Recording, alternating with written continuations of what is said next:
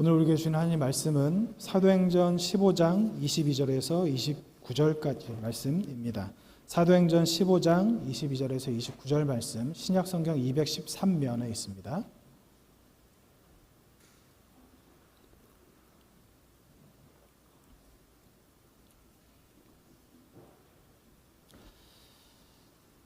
우리 함께 봉독하겠습니다. 교독합니다. 이에 사도와 장로와 온 교회가 그 중에서 사람들을 택하여 바울과 바나바와 함께 안디옥으로 보내기를 결정하니 곧 형제 중에 인도자인 바사바라 하는 유다와 실라더라. 그 편에 편지를 붙여 이르되 사도와 장로된 형제들은 안디옥과 수리아와 길리기아에 있는 이방인 형제들에게 문안하노라.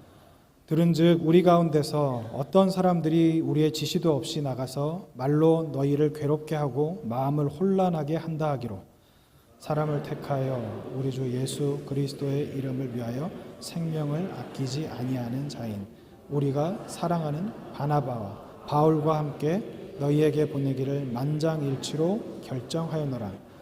그리하여 유다와 실라를 보내니 그들도 이 일을 말로 전하리라.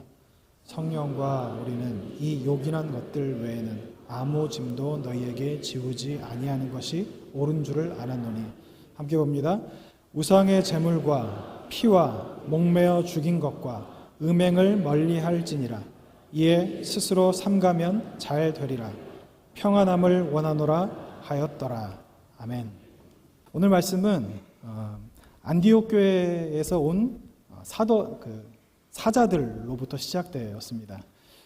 베드로가 성령 세례를 받은 이후에 기도하던 중에 환상을 보고 이방인인 고넬료의 집에 찾아가서 복음을 전한 지 10년 정도 지난 이후의 일입니다. 안디옥이라고 하는 교회는 터키 수리아 지방에 있었고 그 안디옥에 있는 교회 성도들 중에는 유대인들과 그리고 이방인들이 절반 정도 섞여 있었다라고 이야기합니다. 그런데 이 안디옥에서 신앙생활을 하던 중에 예루살렘에 있는 예루살렘 교회로부터 파송받지 않았지만 예루살렘에서 출발한 어떤 사람들이 안디옥 교회를 찾아가서 이런 이야기를 하는 겁니다. 너희가 예수 그리스도를 믿는 믿음으로 구원을 받았다고 이야기하지만 사실은 모세의 율법 또한 지켜야 한다. 그 모세의 율법 중에 여러 가지가 있지만 가장 근본되는 것, 할례를 받는 것이 너희가 진짜 그리스도인이 되는 길이라고 할 수 있다. 이것을 들은 그 이방인들은 굉장히 불편한 마음이 있었습니다. 왜냐하면 우리야 이런 말씀 드려서 죄송하지만 우리나라는 그 한국식 할례 있죠. 여기에 익숙한 나라이지만 다른 나라 사람들은요. 이 할례라고 하는 것에 대한 굉장한 거부감이 있고 야만적인 행동이라고 생각을 했었습니다. 그런데 그런 이방인들에게 할례를 받지 않으면 하나님을 믿는 자녀가 될 수 없다라고 이야기를 하니까 그 이방인 성도들이 굉장히 좀 마음이 괴로웠던 것으로 보입니다. 그래서 그 이방인들과 그 안디옥 교회에 파송되어 있었던 바울과 바나바 사이에 이방인들이 아니죠. 유대에서 온 그 할례를 주장하는 그 사람들과 바울과 바나바 사이에 논쟁이 있었습니다. 오늘 말씀을 보면 그 앞에도 보면 이 논쟁이 그냥 한두 번 이야기하고 끝난 것이 아니라 굉장히 심한 다툼과 논쟁이 있었다라고 기록이 되어 있습니다. 그러자 그 안디옥에서는 이 일에 대해서 예루살렘 교회, 당시 어머니 같은 예루살렘 교회로 사람을 보내서 어떻게 우리가 하면 좋을까에 대한 조언을 구하기 위해서 바울과 바나바를 예루살렘으로 파송합니다. 그 이후에 바울과 바나바 파송 이후에 예루살렘에 많은 사도들과 장로들이 모이게 되었고 그리고 그 이후에 일어난 일이 무엇이냐면 거기에서도 또한 논쟁이 있었습니다. 많은 이야기가 있었다라고 기록이 되어 있습니다. 그런 다음에 베드로가 나서서 이야기를 하는 겁니다. 오늘 말씀이 앞에 나오는 말씀인데 내가 10년 전에 고넬료에 대한 환상을 보았을 때 하나님께서 부정한 것과 정한 것을 가르지 않으시고 누구에게다 은혜를 주었다라고 이렇게 말을 하면서 율법은 우리가 지키는 것이 맞지만 만약 그들이 할례를 받아야 하나님을 믿는 자녀로서 인정을 받을 수 있었다고 한다면 하나님께서 나를 고넬료에게 보내셔서 그들 위해서 기도하기 전에 이미 성령께서 그들 위해 함께 하신 것을 보았다는 것이 말이 안 된다. 이런 이야기를 하는 겁니다. 만약 진짜 구원받은 사람이 할례가 조건이었다고 한다면 고넬료는 이 할례를 받지 않았거든요. 그런데 성령께서 그들에게 안수하도록 하셨고 그들과 자신을 동일한 하나님의 믿는 자녀로서 대접하셨다는 사실이 말이 안 된다. 이런 이야기를 합니다. 그러자 바울과 바나바가 몇 가지 이야기를 하고 이 회의, 그때 모였던 그 회의를 주재하고 있었던 것이 예수님의 동생 야고보인데 야고보가 정리하는 말을 하는 겁니다. 너희가 지금 할례에 대해서 이런저런 이야기들을 하는데 우리는 더 이상 할례에 대해서 말하려고 하지 않는다. 왜냐하면 이런 여러 가지 이야기를 하면서 할례를 받는다는 것이 예수님을 믿는다는 것보다 앞설 수는 없고 만약 예수님께서 십자가에 달려 돌아가시면서 그 저주를 끊으시고 속박을 끊으시기 위해서 그렇게 달리셨다고 이사야서에 기록이 되어 있는데 그 할례라고 하는 것이 아직 남아있다고 한다면 예수님이 십자가에 못 박혀 돌아가신 것이 없는 것이 된다. 아무 필요가 없는 것이 된다. 이런 이야기를 하면서 정리하고 나서 오늘 본문은 이제 안디옥으로부터 파송돼서 온 바울과 바나바의 손에 편지를 들려서 보내는 겁니다. 이 일이 여러 다른 이방 교회들에도 있었고 그 당시 있었던 특별히 득세했던 율법주의 이단들이 예루살렘 교회가 아닌 다른 이방 교회들이 있었기 때문에 이 편지를 그들의 손에 들려보내면서 몇 가지 말을 하는 것으로 정리하기 위해서 보낸 편지의 내용이 바로 오늘 내용이라고 할 수 있습니다.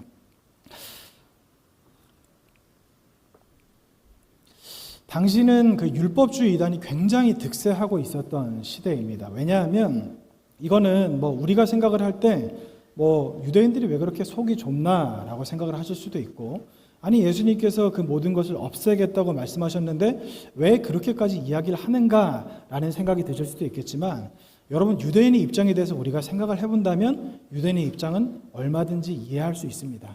유대인들은요 어렸을 때부터 난지 8일 만에 할례를 받는 사람들이고 그리고 12살이 되기 전에 토라, 모세경을 줄줄줄 외우는 사람들입니다. 그리고 그들의 삶의 중심은 632가지의 그 모세의 율법으로부터 시작된 세세한 율법들이 중심에 있었고 그들의 문화는 하나님, 그러니까 여호와 그리고 성경을 떼놓고는 설명할 수가 없는 문화라는 겁니다. 그 당시 그들이 어렸을 때부터 자랐던 그 문화에 이방인들은 마치 개와 같이 여겨지는 그런 사람들이었고 그런 사람들이 우리와 함께 신앙생활을 한다라고 생각을 했을 때 그들이 어떻게 받아들일까를 좀 생각해 봐야 됩니다. 이것을 우리가 어디서 좀 엿볼 수 있느냐면 요나를 통해서 알 수 있습니다. 요나가 복음을 전하러 하나님께서 가라고 하셨죠. 니느웨로 가라고 하셨는데 요나는 가지 않았습니다. 요나가 왜 가지 않았는가? 그가 그냥 자기가 미워하는 이방 족속들이라서 가지 않았는가? 아니면 그가 하나님 앞에 고집을 부리는 사람이라서 가지 않았는가? 그게 아닙니다. 니느웨 사람들은요 요나가 보는 눈앞에서 요나의 아버지와 어머니를 죽였던 사람들입니다. 그 사람들에게 가서 복음을 전하라고 하니까 요나는 그것을 받아들일 수가 없는 거예요. 그런 사람들, 우리로 치면 지금 우리나라 사람들은 일본에 대해서 굉장히 안 좋은 감정을 가지고 있지 않습니까? 일본 사람들, 그러니까 우리로 치면 우리가 아직 해방되지 않았을 때, 광복을 맞이하지 못했을 때 믿는 우리들의 부모와 형제와 자식과 친척을 칼로 찔러 죽인 그 일본 사람들에게 가서 복음을 전하라고 하는 거예요. 누가 복음을 전할 수 있겠습니까? 유대인들의 입장에서는요, 이방인들이 굉장히 부정한 사람들인 거예요. 할례조차 받지 않은 개와 같은 사람들이라는 겁니다. 이런 사람들이 교회에 들어와서 함께 신앙생활을 하는 거예요. 근데 그냥 신앙생활을 하는 것뿐만 아니라 그 사람들과 함께 신앙생활하고 찬양대하고 주방봉사도 하고 성교도 하고 헌신도 하고 구제도 하다가 직분자 투표해서 그 사람들 중에 장로로 세워진 사람도 있고 그 사람들 중에 권사로 세워진 사람들이 있는 거예요. 이걸 어떻게 그 정서적인 면에서 받아들일 수 있겠습니까? 그러니까 여기에서 그 안디옥 교회에서 생겼던 문제는요 2가지입니다. 첫 번째는 오늘 말씀에도 나오지만 예루살렘으로부터 파송되지 않은 사람들, 바리새파였던 것으로 추측을 할 수 있는데 그 사람들이 사도들이 전하는 복음과 다른 복음을 전했다는 게 첫 번째 문제이고 그 할례가 없이는 구원을 받지 못한다. 2번째 문제는요, 만약 그 사람들이 그런 복음을 전했다 하더라도 그 안디옥 교회에 있는 사람들 중에 특별히 유대인 출신인 사람들이 우리가 바울로부터 들은 복음은 그게 아닌데 라고 생각을 하고 그들을 무시할 수 있었거든요. 근데 그들이 이 유대로부터 온 할례를 주장하는 사람들의 편에 선 거예요. 같은 생각을 가지고 있었다는 겁니다. 그들이 바울로부터 훈련을 받지 못했던 게 아니에요. 말씀을 듣지 못했던 것이 아닙니다. 근데 다른 복음을 전하는 사람들이 와서 이야기를 하는데 그 말을 그냥 제대로 된 사람들이라면, 바울이 전한 복음을 온전하게 받아들인 사람들이라면 그 말을 무시했어야 돼요. 너희들 좀 이상한 말을 한다. 예수님께서 우리의 그 율법으로부터의 속박을 끊어주시기 위해서 십자가에 못 박혀 돌아가셨는데 너희가 뭔데 예수님이 십자가에 달려 돌아가신 그것을 없는 것으로 만드느냐라고 이야기하고 무시하고 그들을 그냥 없는 것을 여길 수 있었음에도 불구하고 그들이 그런 할례를 주장하는 사람들과 한편에 섰고 그것 때문에 그냥 뭐 이런저런 이야기가 있었던 것이 아니라 심한 다툼과 논쟁이 있었다는 것은 그 유대인들이 유대로부터 파송되어 온 그 사람들과 같은 생각을 가지고 있었다는 이야기가 되는 겁니다. 이게 문제인 거예요. 근데 여러분, 제가 지금 유대인들이 왜 이방인들을 용납할 수 없는가에 대해서 설명을 드렸는데 이거를 생각하고 한번 잘 생각을 해보십시오. 이 유대로부터 온 사람들이 이방인 그리스도인들에게 할례를 받아야 진짜 하나님의 자녀가 된다라고 이야기하는 그들의 의도가 무엇일까요? 어떤 생각을 가지고 그런 이야기를 했을까요?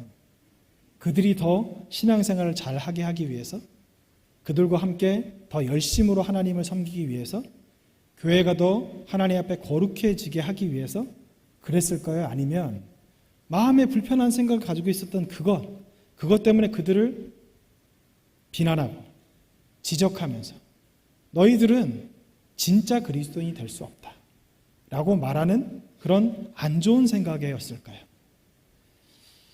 이거는 뭐 생각을 조금만 해보면 그들이 저희가 있었다는 것을 알 수 있는 겁니다. 베드로는요, 그들의 이런 말에 대해서 다시 한번 설명을 했던 겁니다. 내가 고넬료의 집에 갔다 온 지 10년이 되었다. 그 고넬료의 집에 베드로가 가서 그들을 안수기도 한 것으로부터 시작돼서 이방 선교가 시작이 됐거든요. 그때부터 이방인들에게 복음이 공식적으로 전해지게 됩니다. 그리고 이 이방인을 향한 복음 전도가 금지된 것이 풀어진 것이 그때이고, 그리고 오늘 말씀 이후에 사도행전 16장부터 세계 선교가 진짜 본격적으로 시작이 되는 겁니다. 그러면 유대인의 역사에서 볼 때 유대인이 선민이었고 유대인에게만 복음이 전해지던 그 시대에 예수님께서 십자가에 못 박혀 돌아가시고 그들과 함께 계시고 성령 충만의 오순절 역사가 일어났을 때까지도 복음은 그 유대인들에게만 전해졌었거든요. 그때 고넬료에게 복음이 전해진 이후에 한번 전환점이 맞이하게 되는 거예요. 우리는 그냥 유대인에게 복음이 전해졌다가 이제 이방인에게도 복음이 전해질 수 있는 것으로 바뀌었구나라고 간단하게 생각할 수 있지만 유대인들의 입장에서는요, 그들의 역사가 부정당하는 것과 마찬가지로 큰 충격이 되는 것입니다. 이게 왜 그러냐면요, 베드로는 하나님의 음성을 듣고 그리고 고넬료에게 축복기도 했잖아요. 근데 베드로가 돌아가서 어떤 일이 있었는지 아십니까? 사도들과 장로들에게 굉장히 많은 비난을 받았습니다. 그래서 베드로가 어떤 일을 하느냐면 설명을 하는 거예요. 이것은 그렇게 되는 것이 아니라 내가 이것을 하나님께서 부정한 음식을 먹으라고 했을 때 몇 번이나 부인했다. 근데 하나님께서 정한 것과 부정한 것을 창조하신 것은 나고 네가 그것을 구별하지 말고 먹으라. 이런 환상을 보여주셨고 실제로 그것에 갔을 때 성령께서 그들의 머리 위에 있는 것을 내가 봤다. 그렇게 설명을 하니까 사도들과 장로들이 그것을 받아들였던 거예요. 이런 상황이었던 겁니다. 근데 베드로가 하나님께서 이방인에게 복음을 전하라고 말씀하신 것에 대해서 인정하고 알고 있었음에도 불구하고, 그런데 그 뒤에 어떤 일이 있었는지 아세요? 갈라디아서 2장에 이방인들과 음식을 먹다가 유대 사도들이 오니까 안 먹은 척했죠. 유대인들의 눈치를 봤던 거예요. 그러니까 유대인들이 어떤 생각을 가지고 있는지를 우리가 아주 쉽게 알 수 있는 거라고 할 수 있습니다. 베드로는 그 고넬료에 대한 설명을 하면서 하나님께서는 할례와 무할례 상관이 없다 이렇게 이야기를 했어요. 그리고 야고보가 이야기한 것도 마찬가지입니다. 하나님께서는 우리에게 할례, 무할례 이것이 중요한 것이 아니라 마음의 근본이 어디를 향하고 있는가, 너희가 어느 출신인가가 아니라 너희가 어떤 모양을 하고 있는가가 아니라 너희가 어떤 겉모습을 하고 있는가가 아니라 너희가 마음에 하나님을 정말로 섬기고 있는가 섬기고 있지 않은가, 이것이 중요하다고 이야기를 하고 그 회의를 정리한 다음에 오늘 이 편지를 쓴 겁니다. 편지의 내용을 보면요, 재미있는 사실이 있어요. 뭐냐면 할례에 대해서 이야기하지 않습니다. 할례 때문에 생긴 문제인데 할례라는 말을 하지 않아요. 그리고 편지의 내용을 읽어보면 이게 어떻게 보면 교리적인 문제거든요. 교리를 잘 몰라서 그런 거잖아요. 성경을 잘 몰라서 그런 것 아닙니까?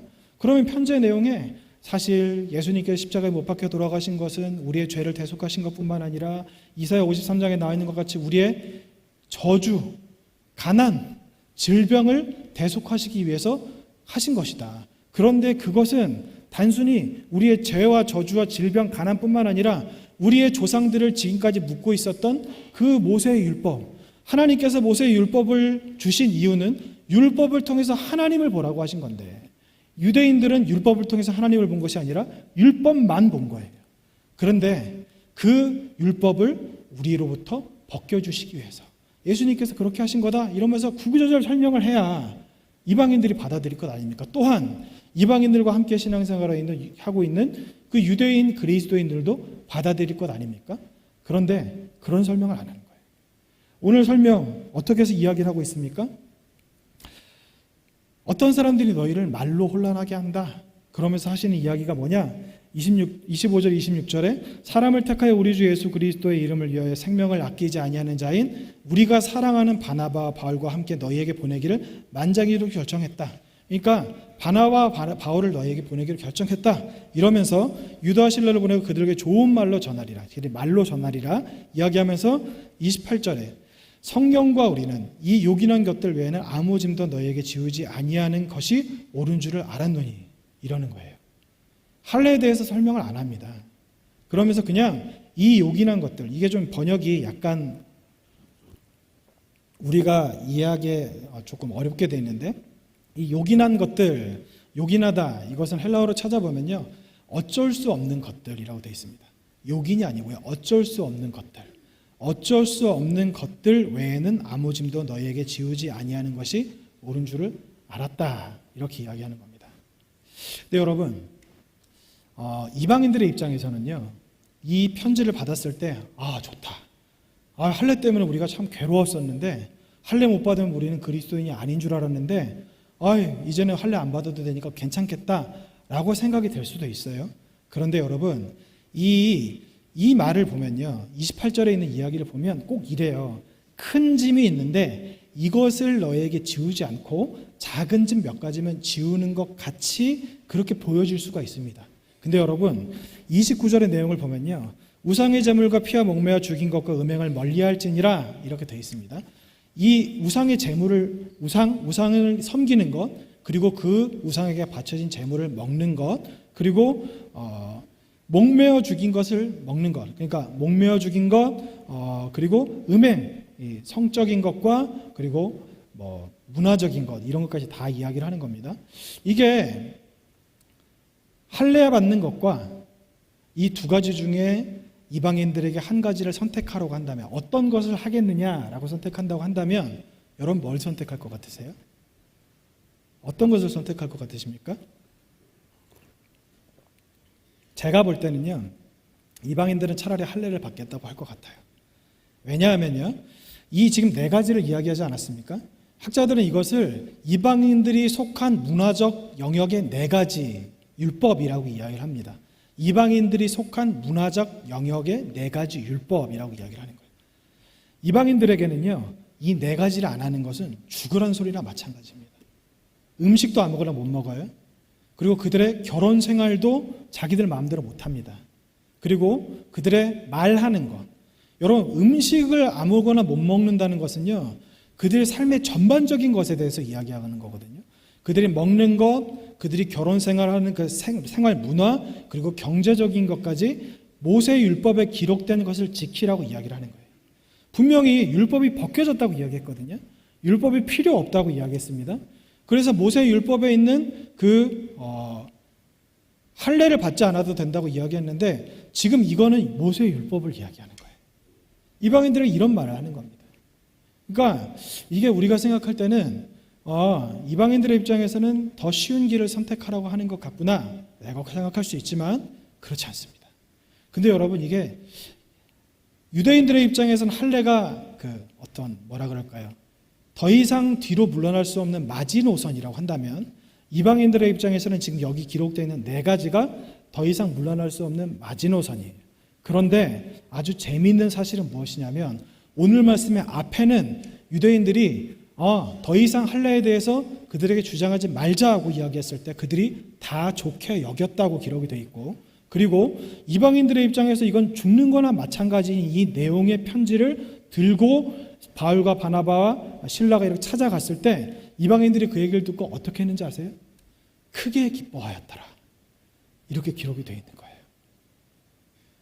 그들에겐 죽으라고 하는 거나 마찬가지인 내용인데 그들이 이 얘기를 듣고 크게 기뻐하였더라. 여기서 우리가 알 수 있는 것이 무엇입니까? 이것은요 단순히 교회 안에 오래 신앙생활을 한 사람들과 새신자에 관한 이야기가 아닙니다. 이것은 단순히 교회 안에 어떤 직분자나 직분을 받지 못한 사람의 이야기가 아닙니다. 유대인들의 입장에서는 할례가 그들이 정말 뒤로 물러날 수 없는 마지노선이었어요. 정말로 마지노선이었습니다. 그래서 나중에 어떤 일이 있는지 아세요? 바울이 복음을 전할 때 유대인들에게 복음을 전하는데 디모데가 할례를 안 받았잖아요. 그것이 할례를 안 받은 디모데가 복음을 전하는 것을 유대인들이 받아들이지 못할까 봐 디모데 보고 할례를 하라고 해요. 이 정도로 중요한 게 할례입니다. 그런데 유대인들이 자기들이 목숨같이 생각하는 모세의 율법 중에 할례는 그들의 그 이스라엘 백성, 이스라엘 국민의 정신이나 마찬가지거든요. 이거를 하지 말자고 이야기하는데 좋게 여기고 기뻐했다 그랬어요. 그리고 이방인들의 입장에서는 그들의 생활 문화 전반에 걸쳐 있는 그들이 그동안 누리고 왔고 즐겨왔고 그들이 살아왔던 그 생활 문화 이것을 거룩하기 위해서 하지 말라고 이야기했을 때 그들이 좋게 여겼다. 크게 기뻐했다. 이것은 하나님을 믿는 우리들이 어떤 것을 의지하며 살아가야 하는지에 대해서 말씀하고 있는 겁니다. 여러분 우리는요. 우리의 생각을 의지하며 살아갑니다. 우리의 경험을 의지하며 살아가죠. 우리의 문화, 내가 눈으로 보는 것, 우리의 귀로 듣는 것을 의지하며 살아갑니다. 근데 여러분 우리는 또한 신앙생활을 하고 있습니다. 바울이 그랬고 예수님이 그렇게 말씀하셨고 우리는 날마다 죽어야 된다고 이야기를 합니다. 그렇게 들었고 알고 있습니다. 그래서 내가 가지고 있는 권리를 포기하고 하나님께서 우리에게 하라고 하신 것에 순종해야 된다는 것을 알고 있습니다. 근데 우리들은 사실 모든 것을 하나님께서는 우리에게 많은 것을 요구하시는 것이 아니라 우리의 모든 것을 요구하시거든요. 우린 그것을 알고 있어요. 하지만 우리의 삶은 그럴 수가 없습니다. 못하고 있어요. 안 하고 있어요. 왜냐하면 다 드릴 수는 없기 때문에. 내가 하나님 앞에 이것 드리고 이것 드리고 이것 드리지만 이것만은 안 됩니다. 하나님 제발 이것만은 안 됩니다. 이건 제가 드릴 수 없습니다. 내가 생각하는 것들이 아마 한두 가지는 다 있으실 거라 생각합니다. 이것을 성경에서는요. 우리가 이해하기 쉬운 말로 뭐라고 표현하는지 아세요? 자아라고 이야기합니다. 자아. 나를 이야기하는 거예요. 나를 이야기하는 겁니다. 우리는 내가 어떤 것을 포기할 수 없다고 생각해요. 우리는 내가 이것만은 포기할 수 없다고 생각해요. 내가 아닌 다른 것을 포기할 수 없다고 생각하죠. 근데요. 우리가 진짜 포기하지 못하는 이유는 무엇인지 아십니까? 나 때문에 포기 못하는 거예요. 내가 포기 못하는 것이 나의 자녀라고요? 여러분, 나 때문입니다. 내가 포기 못하는 것이 재물이라고요? 나 때문이에요. 내가 포기하지 못하는 것이 나의 삶, 내 미래, 내 계획, 결국은 나 때문입니다. 그런데 지금 오늘 말씀에서는 유대인과 이방인들 둘 다 자기들이 목숨같이 지킬 수밖에 없는 정말 이걸 빼면 유대인은 유대인이 아닌 거예요. 유대인과 이방인을 나누는 기준이 뭐죠? 할례죠. 근데 할례 필요 없다 이야기하는 거예요. 근데 유대인이 그것을 받아들였어요. 이걸 다른 말로 뭐라고 이야기할 수 있겠습니까?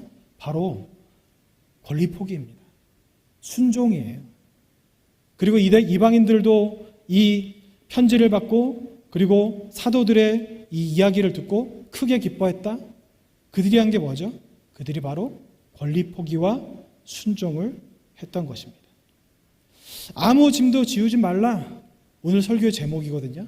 이것은요, 다른 사람에게 부담 주지 말라 이 얘기가 아닙니다. 아무 짐도 지우지 말라는 다른 사람에게 짐을 지우지 말고 또한 나에게도 짐을 지우지 말라. 예수님께서 말씀하신 너희 짐은 무겁다. 너희 멍에는 무겁다. 이것을 내려놔라. 이것을 내려놓고 내가 주는 너희에게 주는 이 멍에를 져라. 내 멍에 이 십자가는 가볍다. 쉽다. 이렇게 이야기하지 않습니까? 나중에 언젠가 우리가 말씀을 나눌 기회가 있겠지만 우리의 멍에는요, 납니다. 자아예요. 끝까지 죽는 날까지 예수님 곁으로 가는 그 날까지 우리가 싸워야 할 대상은 사탄이라고 알고 계시죠? 사탄이 보입니까? 사탄이 들려요? 사탄이 우리에게 무슨 일을 합니까? 사탄이 우리를 공격하는 가장 근본적이고 쉬운 방법은 내 마음, 내 생각을 통해서 내 옛 자아를 자꾸 살아나게 하는 거예요. 그것까지는 아니지. 그렇게까지 할 필요는 없지. 이 정도는 하나님께서 용서하셔. 네가 이만큼을 드렸는데 이것까지 요구하시는 하나님은 그런 야박한 하나님이 아니야. 이 정도면 천국 갈 수 있어. 너는 이 정도면 괜찮아. 훌륭한 그리스도인이야. 넌 목사잖아. 장로잖아. 안수집사잖아. 권사잖아. 오래 신앙생활 했잖아. 몇 대가 기독교 집안이잖아. 찬양대 하고 있잖아. 선교하고 있잖아. 봉사하고 있잖아. 구제하고 있잖아. 헌금하고 있잖아. 예배 드리고 있잖아. 할 수 있는 것은 다 하고 있잖아. 이거 하나는 괜찮아 라고 말하는 그것이 유대에게는 할례였고 이방인들에게는 이 네 가지였습니다. 그럼 여러분들에게는 어떤 것이 이런 모습으로 나타나고 있습니까? 여러분은 과연 이 유대인들과 같이 또한 이방인들과 같이 하나님께서 아니다 라고 말씀하시면 기쁘게 네 하나님 아멘으로 하나님의 말씀을 받겠습니다 라고 그렇게 고백할 수 있는 삶을 살고 계십니까? 아니면 하나님 조금만 더요. 아직은 아니에요. 하나님 저 사람과 나는 형편이 달라요. 내가 이렇게 어렵게 살았는데 이 정도는 할 수 있어요. 저 사람이 나한테 이런 말을 했는데 내가 이 정도 주장도 못해요. 내가 하나님 앞에 드린 게 얼마인데 이것까지도 달라고 하실 거예요? 라고 그렇게 이야기하고 계십니까? 여러분 제가 아까 초반에 말씀드렸죠. 세계 선교가 본격적으로 불이 붙게 된 것이 오늘 말씀 이후부터입니다. 이게 굉장히 상징적인 의미가 있는 것이에요. 왜인지 아십니까? 하나님의 일은요. 하나님의 역사는 자아가 살아있는 사람을 통해서는 일어나지 않습니다. 하나님께서 역사하셔도 제한적으로 역사가 일어나요. 우리나라에 일어났던 평양대부흥, 다른 나라에서 미국에서 일어났던 부흥들이 있죠. 이런 대부흥들이 일어나는데 무엇이 초석이 되는지 아세요? 어떤 것이 시발점이 되는지 아십니까? 하나님 앞에 죄를 가지고 있었던 사람들이 그 죄를 정말 완전히 하나님 앞에 쏟아놓고 회개했을 때 그때 부흥이 시작됐습니다. 이걸 기독교 역사학자들은 뭐라고 이야기를 하냐면 회개를 통한 자아의 죽음, 이 자아의 죽음이 하나님의 역사를 시작하게 하는 그 공의, 총에 보면 이 방아쇠 있죠. 방아쇠를 당기는 공의가 되었다라고 이야기를 해요. 여러분, 이 말씀 이전에 유대인들과 같이 살아도 하나님께서는 우리를 사랑하십니다. 할례가 꼭 필요하다고 말해도 하나님은 우리를 하나님의 자녀라고 말씀하세요. 또한 이 결정 이전에 이방인들과 같이 좀 거룩하지 않고 좀 죄가 있고 포기하지 않는 것이 있어도 하나님께서는 우리를 사랑하십니다. 우리를 하나님의 자녀라고 말씀하세요. 그런데 여러분, 하나님의 그 놀라운 구원 계획에 우리가 진짜 참여하려면 작년표 그리고 여기 나와 있는 우리는 주님 안에서 하나입니다 라는 이 표어가 실현되려면 이것은 여러분 아시겠지만 사람은 못하는 일이에요. 이건 사람이 할 수 있는 일이 아닙니다. 하나님께서 하셔야 되는 일이거든요. 하나님께서 우리를 통해서 이 일을 하시려면 내가 주장하고 있는 할례, 내가 주장하고 있는 이방인들이 누려왔던 그 문화 영역에서 그 네 가지, 이것을 하나님 앞에 내어드리고 포기하지 않으면 그런 일은 일어나지 않습니다. 저는 여러분들에게 이렇게 좀 권면드리고 싶어요. 이 상태도 괜찮습니다. 나쁘지 않아요. 이렇다고 해서 우리의 구원까지 심각하게 훼손되거나 그렇진 않습니다. 하지만 내가 하나님을 위해 살고 싶다면, 나를 통해 하나님의 역사가 일어나는 것을 눈으로 보고 싶다면, 하나님께서 우리에게 말씀하신 이 사도행전의 처음 시작에 있는 땅끝까지 이르러 내 증인이 되라고 하신 예수님의 지상명령에 내가 동참하고 싶다면, 내가 이 땅에 태어나서 그냥 적당하게 먹고 살면서 신앙생활하고 복받으면서 그렇게 사는 것, 이것보다 더 가치 있는 것, 하나님께서 다니엘에게 말씀하셨던 것, 많은 사람을 옳은 대로 돌아오게 한 자는 하늘의 별과 같이 빛나리라고 하신 그 다니엘서 12장에 있는 이 말씀이 나의 삶에서 이루어지는 것을 원하신다면, 여러분, 유대인들과 같이 이방인들과 같이 하나님께서 분명하게 말씀하십니다. 우리가 그걸 모르지 않아요. 몰라서 순종 못하는 것이 아닙니다. 알고 있어요. 다 알아요. 다 압니다. 우리가 안 하고 있는 것뿐이죠. 여러분 아마 다 한 가지 있으실 거라고 생각합니다. 그것을 하나님 앞에 내어놓고 순종하며 나아가시는 저 여러분들이 되셨으면 합니다. 그럴 때 하나님께서 내 삶을 통해 역사하시는 것을 우리 눈으로 볼 수 있게 될 것입니다. 그럴 때 하나님께서 나를 통해 주신 영혼 구원의 열정, 그리고 예수님께서 말씀하신 천하보다 귀한 한 영혼 구원이 나를 통해서 일어나게 될 것입니다. 그 영광을 받아 누리며 살아가시는 저와 여러분이 되셨으면 합니다.